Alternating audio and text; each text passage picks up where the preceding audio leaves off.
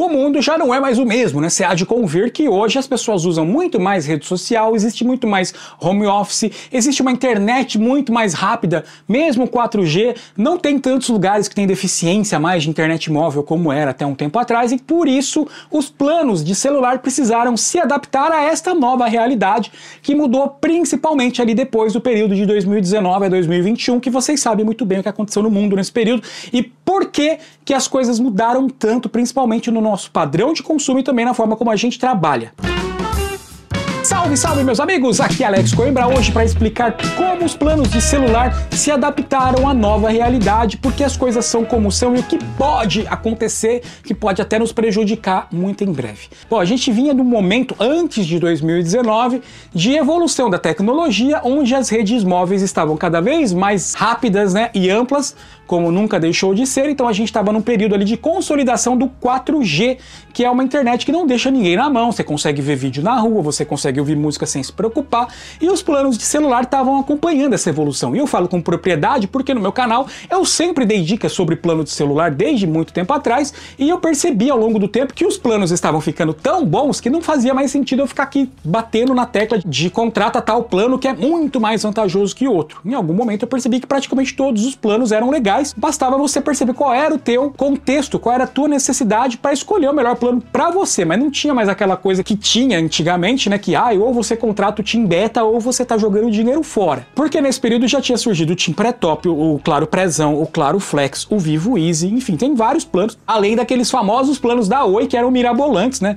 Eram uns planos tão agressivos que a Oi até foi de Oi, a Oi foi de Americanas, a Oi foi de arrasta para cima, porque ela realmente forçava um pouco aí a mão nas promoções e, enfim, existiam outros problemas, que aí são questões um pouco mais profundas e eu não vou entrar nesse mérito. Além dessa questão da tecnologia, também existe uma outra questão, porque antes de 2019 praticamente não existia home office. Ah, não existia? Não é que não existia, mas era muito menos, né? E também antes de 2019, o padrão de consumo de internet era Facebook, Instagram, o WhatsApp quase não consome, então não era tão relevante. O que aconteceu de 2019 para cá? Começaram shorts, começaram aquelas outras plataformas que as pessoas ficavam consumindo o dia inteiro, assim. O padrão de consumo mudou também porque as pessoas começaram a se reconhecerem como criadoras de conteúdo. Se até 2019 a gente consumia conteúdo de terceiros e não era tão comum a gente criar conteúdo, hoje em dia é normal que na sua rua existam pelo menos 3 ou 4 pessoas que se colocam ali ou se intitulam como criadores de conteúdo, seja no YouTube, seja em qualquer outra rede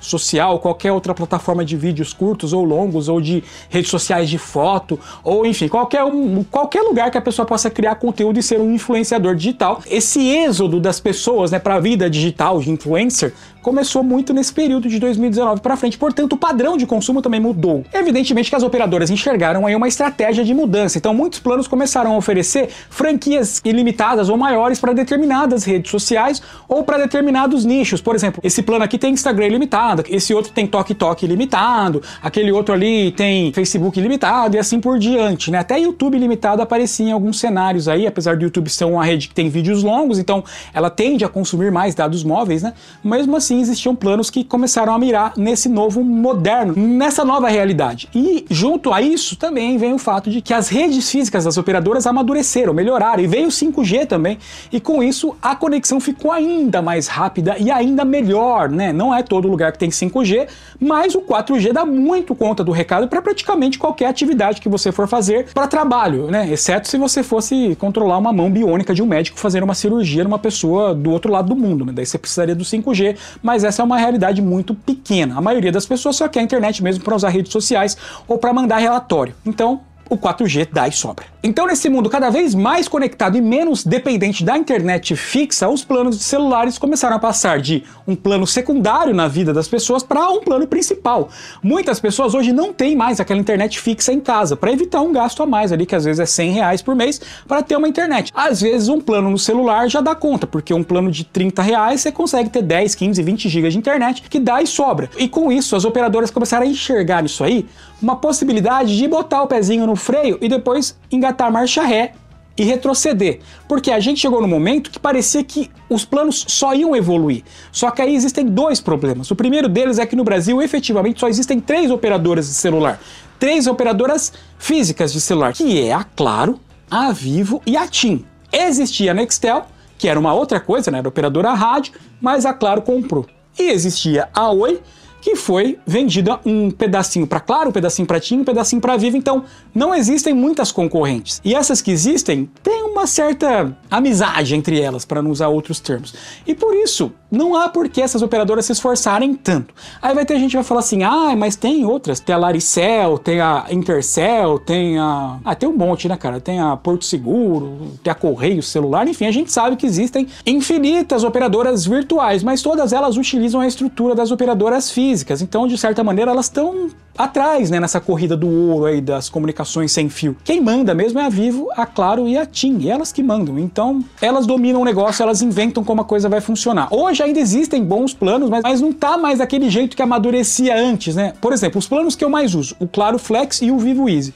O Vivo Easy ainda é um plano muito legal, aquela coisa toda, mas as franquias estão muito caras. O Vivo Easy, ele oferece franquias para você usar alguns serviços sem descontar. Então, por exemplo, você compra 30 franquias de Instagram, 30 diárias, melhor dizendo. Então, todo dia você vai usar o Instagram e não vai descontar nada. Antigamente, você comprava 30 diárias por R$29, hoje custa R$80, assim, então é uma diferença bem grande. E apesar que você pode comprar uma quantidade de internet no Vivo Easy e você pode usar ela até acabar sem se preocupar em fazer recarga, mas aí também é caro. Eu já fiz um vídeo falando só de Vivo Easy e também já fiz um vídeo falando só de Claro Flex, que eu vou deixar na descrição, que são, no meu ponto de vista, os melhores planos para consumidores em geral. É claro que existem realidades que podem variar.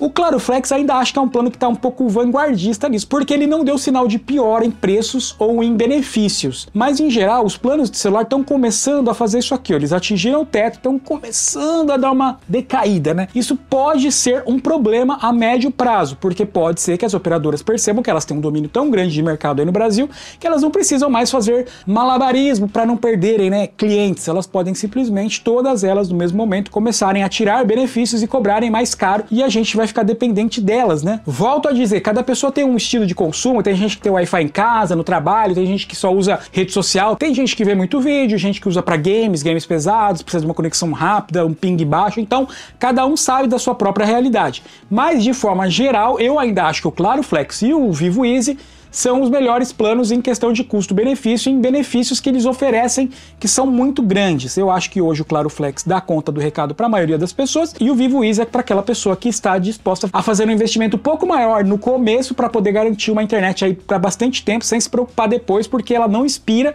e você não tem que ficar fazendo recarga. Mas como eu disse, tem vídeo na descrição sobre esses dois planos e aí você pode olhar e ver qual é o melhor para você. Mas ainda existe o TIM Beta, o TIM Família, o TIM Pré-Top, o Claro Prezão, que muita gente fala nos meus vídeos também que vale a pena.